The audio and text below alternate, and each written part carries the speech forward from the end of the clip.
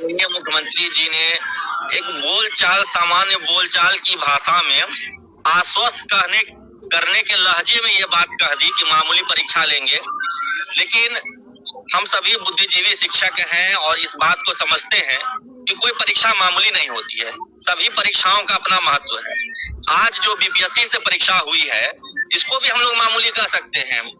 120 में से 34 नंबर ला करके चयन हुआ है, 30% से भी कम, वो भी हाई स्कूल प्लस 2 में शिक्षक बने हैं। तो इससे मामूली क्या हो सकता है कि 30% से कम पर लोग शिक्षक बन रहे हैं।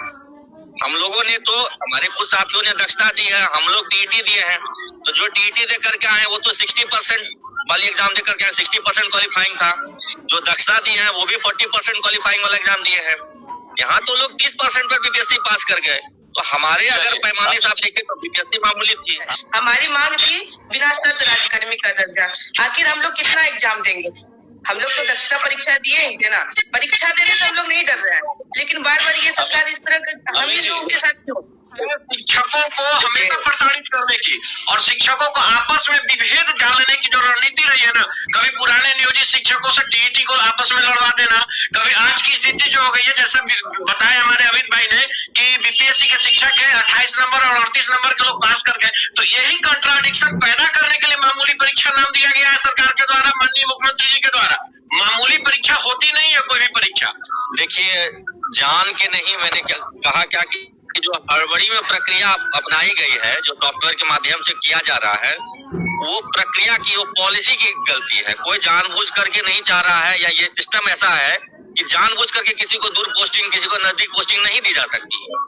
ये प्रक्रिया ही ऐसी है कि रैंडमली कोई कहीं भी चला जा रहा है और उसके ज्योग्राफिकल लोकेशन या उसका होम ब्लॉक, इन सारे फैक्टर्स को नजरअंदाज कर दिया गया है। ऐसा होता कि बगल के ब्लॉक में दिया जाता, होम ब्लॉक के बगल के ब्लॉक में, वो भी सही था, या पहले होम ब्लॉक दिया जाता, फिर जो बचते उनको रैंडमाइजेशन किया जाता, तो वो भी नहीं किया गया है।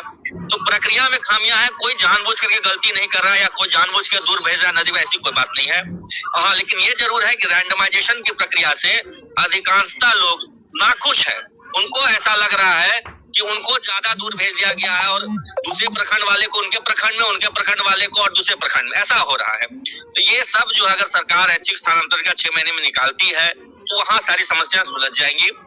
और मेरा तो मानना है कि 6 महीना क्यों, अभी तो प्रोविजनल ज्वाइनिंग चल रही है, सबकी प्रोविजनल पोस्टिंग चल रही है।